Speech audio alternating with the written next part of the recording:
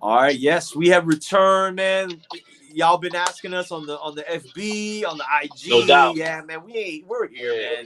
You yeah. know, We ain't going nowhere. we it's been kind of a slow summer. I ain't gonna front, Yeah. man. Like we usually have like one powerhouse fight or at least one pay-per-view, but it's been kind of there's boxing going on. Don't get it twisted. But Right. you know what we're talking about. Big marquee fights, but the fall's mapping out, and we'll talk about that in a few. But yeah, we got some boxing this weekend, particularly one fight, Ryan, the return of King, quote unquote, Ryan Garcia Yup. facing Javier Fortuna on the app we all love, the Zone. But shout out to Coltrane out on location. So Right, right, what's popping, fam? right. Reporting, you know what I mean? Satellite. They used to call it satellite, via satellite. Yeah. I don't even see that shit anymore, but Yeah, I man. mean, yeah. So Yeah, yeah, man. I mean, it's where we are. Yep. we're kind of already in 2022, I should say, because we haven't done a show since what happened back in May. Not that we're gonna dig deep into it, but Yeah. some interesting things have occurred in boxing as it concerns some of the Right. key players. Top pound for pound guys and things of such. And y'all know what we're talking about. But No doubt. one guy, and I guess we'll segue real quick into this, and we'll talk about some other stuff. But one guy that was tied to the guy who was talking, throwing hints at Canelo Alvarez, coming off that. Well, he's going into this fall. The fight that, funny enough, what did we say? What were we saying all along was going to happen? Canelo Triple G3 happening in September. And they train golf real quick. And yeah, man, so we're going to be seeing that. And the one fighter that is going to be fighting this weekend that was attached to Canelo Alvarez and the Reynosos is that of Ryan Garcia. There goes train. You back? All right, word. Yeah, I'm back. All right, cool. So I was saying, speaking of Canelo Alvarez, one dude that was attached to Canelo and team is gonna be fighting this weekend, and that of Ryan Garcia.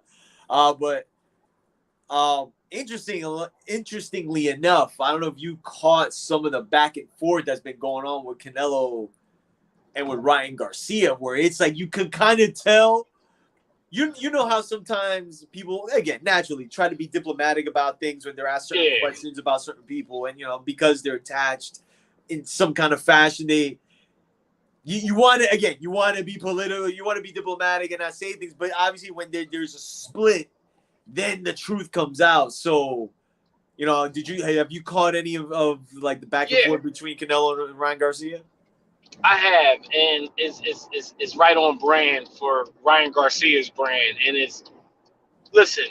I think Canelo at the end of the day, to be fair, was trying to get a kid some game on the business and being a professional. You know what I Right. mean? Like, whatever your opinion may be of Canelo, like, nobody can, question his professionalism, other than the little, I don't know how little it was, the one blip, with the meat situation in Mexico. But outside of that, you know what I mean? The dude, he's an accomplished fighter, um, been through all types of obstacles, just, recently lost, obviously. So, dealt with defeat before and won championships at multiple weight classes and, been through the trenches, a guy that you will want to learn from. You know what I mean? I Mm-hmm. think what happens is, and shout out to my guy Iron Scribe, who always says this, a lot of these young fighters, they have a sense of entitlement that nobody can give them any type of constructive feedback and so on and so forth. You know what I'm saying? Yep. So it's obviously some bitterness there. And then there was the training aspect. Reynoso was working with Ryan Garcia. That didn't work out, so he got with Dan Goosen uh, and then, the back and forth started. He started throwing shade and shots at Canelo, and Canelo really didn't say anything back that's noteworthy. It was just more so, you Mm-hmm. know, like standing his ground, like, you know, if you're gonna say X, Y, and Z about me, you know, I'm gonna come back and say what I need to say, type of situation. Right. But long story short, you know, it all comes down to like internet gossip that really not gonna go nowhere. And Ryan Garcia he lives on the internet. You know what I mean? Like, I don't know no other way to put it. You know what I mean? He lives online, basically. One of the biggest things that was coming from Canelo's was really the commitment or the lack thereof. Right. You know, and again, like with a lot of this generation, you know, like, you know, shout to Iron Scribe.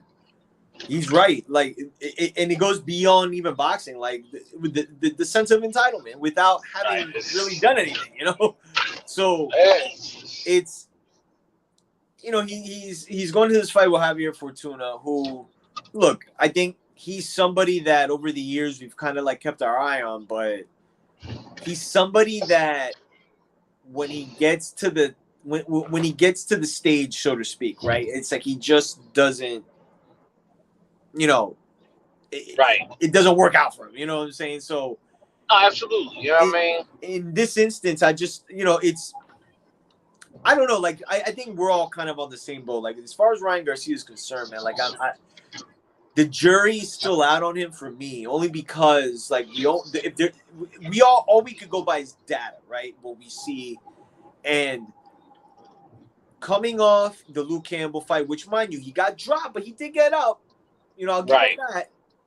And he won by knockout. And then he went on that, you know, he had the mental health issue, and he comes back and he fought the dude Emmanuel to go. And was that like a performance that would scream like, wow, man, we're ready to see him at the next level?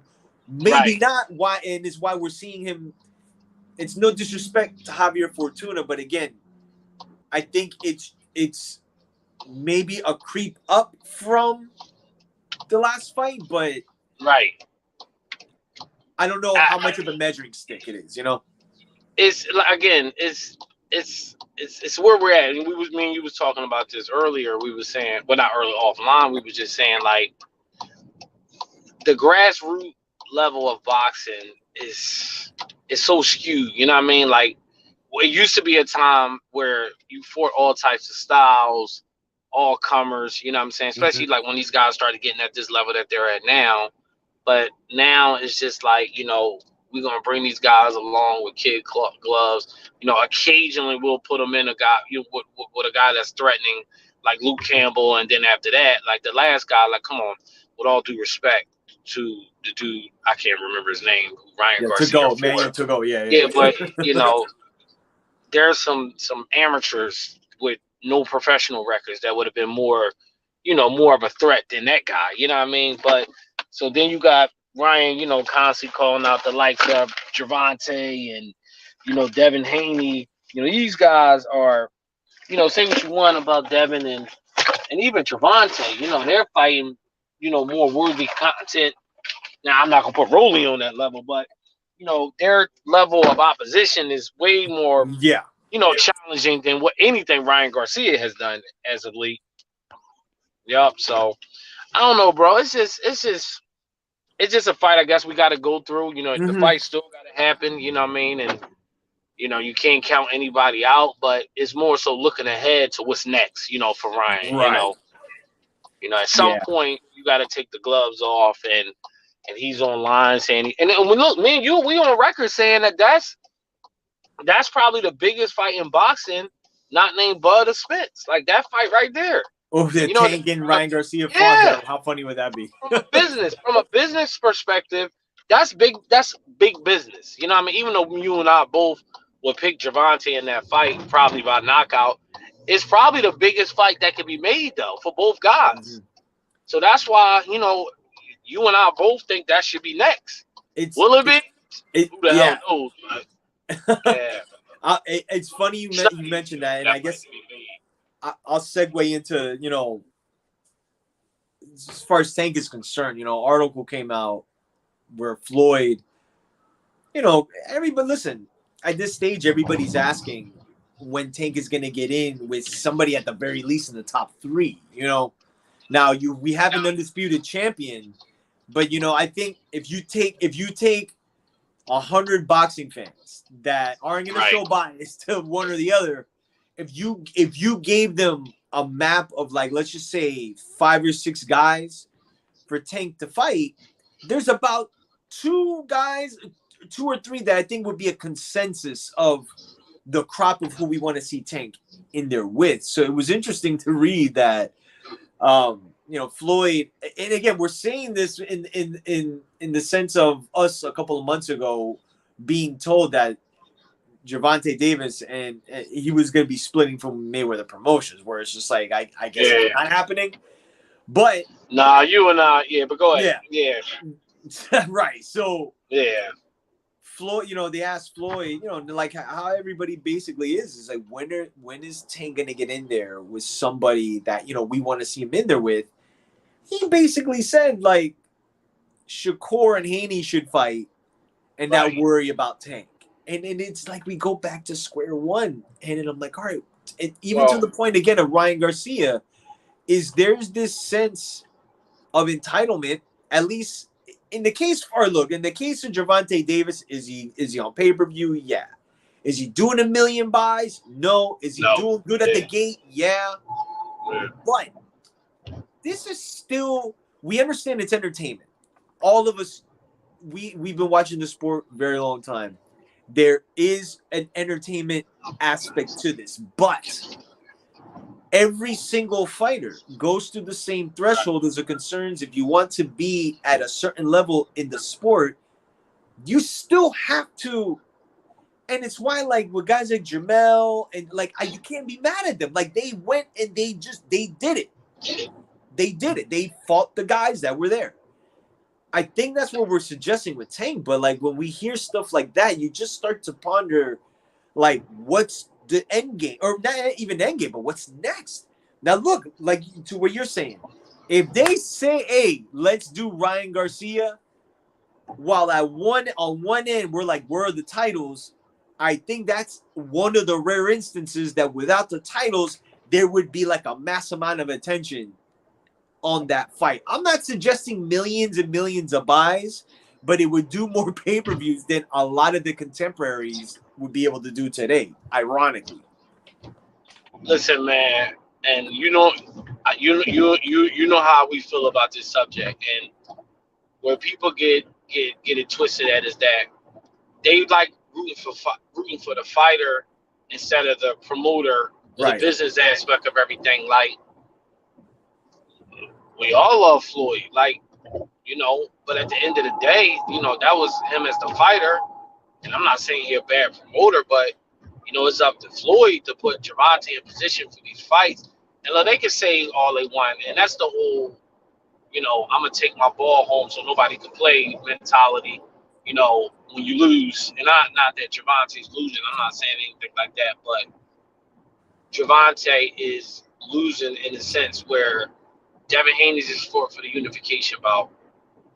And I heard Floyd say, you know what, I would tell Gervonta, if he won those belts, give them all back, so you ain't got to pay the sanctioning fees. Right. Okay, that's all good and well. But see, here's where I'll stop Floyd in that regard. You are Floyd, although you didn't have undisputed title, but you fought for titles. You're in the Hall of Fame. Your career is stamped already, and there's footage out there. See, that's the thing about YouTube. What I love about it, you can go to it to pull up receipts. And somebody put a documentary together. It's very well done. Of Floyd's career. And Floyd is on the video after one of his fights calling out Top Rank for not getting him the best fights. He said, man, I'm tired of fighting these type of dudes. I want to fight the best guys that's in my division or guys in the division above me. So Floyd wanted his career to be both ways. Gervonta's career seemed to be going one way, where it's like, well, we just going to get this kid paid, and he going to be the number one traction at lightweight / 140, wherever they got him fighting at. And Devin Haney, and it's funny that he brought up Shakur name. Shakur don't even fight at 135, but it goes to show you, when a name is brought up, then that means it's like, we know this is coming down the pipe. People going to start questioning this fight. You know what I mean? And Shakur has been bringing Javonte's name up a lot. But still, even when Shakur bring him up, you don't gotta bring him up because he don't have nothing. Technically, Shakur don't have nothing to do with this. It's more so about Devin Haney. But I found it interesting that he brought Shakur's name up. Listen, at the end of the day, if that's what they're gonna be, if he gonna be a more polished, exciting Edgar Berlanga, then and I'm good with that. Like, if that's what y'all gonna do, and this going for Ryan Garcia too, if y'all gonna be these type guys, I'm good with that. Devin Haney on the other hand, Shakur on the other hand, like they're more so in a mindset they want to do both. Now Devin at first was kind of on that mindset, but he flipped the script and was like, listen, I want to be great. So in order for me to great, I got to do business that might not make sense to the masses, but it makes sense for me in my immediate situation. You know what I mean? So all the groupie and fandom with Javonte, because it all goes to Floyd. Mm-hmm. With all due respect, and I'm not going to say who this media outlet is, and everybody knows who it is, you know, and I don't know this guy in particular, and, you know, I commend anybody that's doing this because, you know, it is a lot of hard work. I'm not tied to no fighters, you know what I mean? So I can give an honest assessment and an opinion. I don't give a damn whoever. Like, I'm going to give an honest assessment on the situation. And at the end of the day, Javonte career is in Floyd's hand. So he's going to go far as Floyd allowed for him to go. And It's a tricky situation because even if he left Floyd, he still would have been with PBC. He's still with Al Heyman. Right. And Floyd and Al Heyman are business partners. So unless he was leaving that camp completely, it was really he was never really leaving. So this is the hand he's in. Unfortunately for Javonte, he's in kind of a situation where he's on the other side of the street with nobody to fight. You know, all his opponents is across the street. Yeah, and it's interesting you brought up Floyd because Floyd did exactly that. Like, he was in a situation where he didn't like the fights he was getting, and he was in a worse situation than Tank, I guess, presumably is right now because he had to buy himself out of his contract. Yeah. You know, where Tank, as far as we know, can say, "All right, I'm good," but again, he's tied to Al Heyman. It's tricky. You know? So it's tricky. Yeah, it's a tricky situation for him. You know, and it's tough because he probably gotta kind of. But, you know, I mean, listen, we watch this sport for the best. This is the only sport where fans will say, "Oh, he don't have what? Yeah. How? Yeah. Who?" Like, and I'm gonna tell you this. I'm gonna be honest about this, and you probably agree with me, Roberto. If I grew up today being a fan, I probably wouldn't be a fan like the way I am because of where I came from. If I just got into boxing right now, I would probably be a casual boxing fan. You know what I mean? You know what? I'm probably the same thing because it's again not for us to sound like old heads or whatever, but it goes back to the point where I always draw the correlation where, like, imagine like for the NBA fans today that love boxing, right? Like, just imagine this. Imagine I'll take my Miami Heat. Okay, the Miami Heat would only play the Memphis Grizzlies, the New York Knicks. The old Memphis Grizzlies. I know the old one. yeah, right? Yeah, man. Like, you play like I got you now. Go ahead. You play 4 pockets of teams, and you herald yourself. Like, yeah, and the Heat walk around and they herald themselves as the number one team in the world without having gone through the gauntlet. And not to say every fighter goes through a gauntlet, but there is thresholds that all fighters go through to really, that at the end of the day, always is the measure of how you are of a fighter, how good of a fighter. No, listen, to cement what you just said. So John Chaney, right? They used to coach the Temple Owls. Yes. College icon, right? Everybody know who John Chaney is. Yes. John Chaney handpicked his schedule. He didn't have to play Duke and, you know, all these powerhouse. He picked those players. I mean, those teams. College coaches can pick what conference they want to play. He picked the toughest conferences in college basketball. You know what I'm saying? That's why he was revered as a coach. He could have easily picked mom and pop and won a bunch of games and, made it to the tournament and on an easy go. But he said, no, they're not going to get better that way. Some of these kids got NBA dreams and aspirations. I'm hurting them if I don't have them play against the best. Like you said, it's the same way in boxing, but it's the only sport where people will come on your page and say, he don't need to fight this guy. Because you see, what it is it's rhetoric that's being put out there. Right. That's what it is. No different from politics. I'm going to put some rhetoric out there so the fans will be like, oh, well, he ain't got to fight nobody. They can, and listen, when Floyd was a fighter, he did this a lot. Oh, they got such and such. He got such, Floyd line used to be, he got such and such problems before he got to see me. Yeah. But Floyd was accomplished. That's the point y'all missing. Listen, Gervonta, pardon my French, ain't accomplished shit as a fighter yet. You know what I'm saying? Like, he's a good fighter. He's not a great fighter yet. You know what I'm saying? He hasn't done enough to be great. He's extremely talented. Extremely talented. Has the potential to be a really great fighter. But if you don't fight nobody, iron sharpens iron. Of note, nobody's going to remember you 20 years ago. You remember the Biggie line, right? Roberto, yeah. Remember he used to push the champagne range. I remember. He's like, what's his name? Dark-skinned Jermaine. See what I mean? Like, nobody going to remember you. Yeah. It's just how it goes. Like, and listen, this is what y'all want to do. Cool. Just don't tell me otherwise. And this goes for all fighters, whoever. You know what I mean?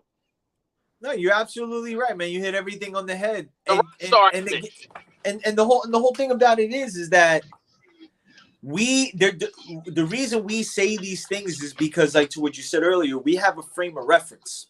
Okay, like there's a reason why we hold Sweet Pea up here. There's a reason even we hold Hector Camacho up here. There's a reason why we hold the young Oscar here and all these people, because they fought the guys and they stacked up world titles and there was legitimacy. Okay, and the problem with today is that whether it's the media and even the promoters try to tout this particular fighter is a world champion. Again, we talk about the belts and things and such, but they create this convoluted like picture for you. To what Tank is a good example where they literally list him as a 3-division world champion when in actuality he's only won one world title at 130 pounds, the WBA belt. That is it. Like, that is it. So and again, like whether it's us or other publications, man, that we have to like call it what it is. But then obviously we get painted as haters, and we don't hate Gervonta Davis, man. Like, we never have.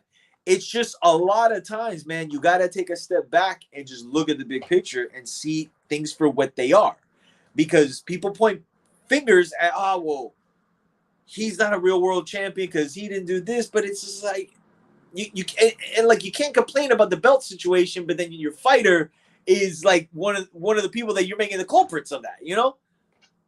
It is what it is, man. Like we just, particularly for Gervonta Davis, we don't want him to get in the ring with these guys in the idea that he's gonna lose. We want to see him in the ring because, at least for me, I think he can win these fights. But like, how are you ever gonna know?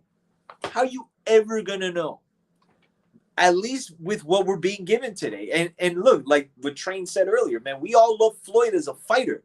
But the fascinating part about all of this, right, is he left Top Rank because he couldn't get the fights he wanted while he was there. And everybody knows he turned down this, that, but whatever. Like, at the end of the day, he financially, he made the better decision. And he went and ended up getting bigger fights.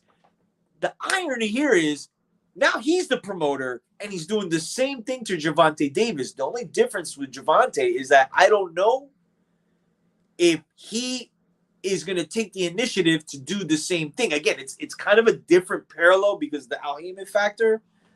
But look, I'm going to say this, man, and I think Train would agree with me. The only person that is going to get hurt in this situation is Tank. Because trust me when I tell you, man, if you guys really believe that being a world champion in today's world has no notoriety, like, y'all are crazy. Look at all the undisputed champions that have been crowned. You think Jermell is gonna now relinquish all his belts? You know what I'm saying? I understand Floyd's point, but the funny part is he had a bunch of belts too, not fully undisputed. But what do you think he used to go to the ring with all the WBC belts for? You think he did that just like for shits and giggles? So, the thing about it is, man, we just collectively, and this is like the same old story, we need to see the best fight the best, okay? And shout to Devin Haney, who I'll just speak for myself. I was critical of, but he took the initiative and said, you know what? I'm going to sign this deal with Top Rank. Get this fight. And look, man, he ain't fighting this dude again. If you really think he's fighting Kambosos again, he's done with, man. But look at what he did, man. He went over there and he did kind of in a sense what Errol Spence did. He took the belt and now he could kind of call the shots, you know? And so ultimately he bet on himself. Is Gervonta in any position ready to do that? I don't know, man. Like, I really, really, really don't know. I hope we see him in some big fights. And with Ryan Garcia, after this, what's crazy is they would both be available. You know, listen, I understand if they said the fight's not good right now because there's no world titles attached. You see the irony here? But look, I think it's time particularly Tank. Ryan Garcia, yeah, but really Tank, man. We got to see him in like a really good fight this year. That will have us like scratching our heads like, ooh, this is interesting. But what are the chances, right? I think Tank bowed out for the night. So that's pretty much it, man. We'll be back. We're on the gram, we're on Facebook. We appreciate, all the follows and everything, man. It's just, again, it gets a little hard sometimes trying to get the shows going and everything. But shout out to everybody that's been hitting us up. We'll be back. We'll be doing more. So, but that's pretty much it, man. Let us know what you think about this weekend's fight. When and if we get notification of Crawford Spence, if this thing finally gets officially signed and everything's a go, we'll be doing a live show about that. All of us have already talked about like trying to like even get an Airbnb and have the whole fam and everything and watch, because this is like an event kind of fight, meaning Crawford Spence whenever it's signed. But still, we got Canelo Triple G3. We're going to talk about too. But that's pretty much it, man. Enjoy y'all's night. Again, appreciate all the follows, like, subscribe, hit the notification bell. At GYGB Boxing on Instagram. Follow me at Roberto_Flack. Roberto Flack TV, the whole nine. So, till next time, we out.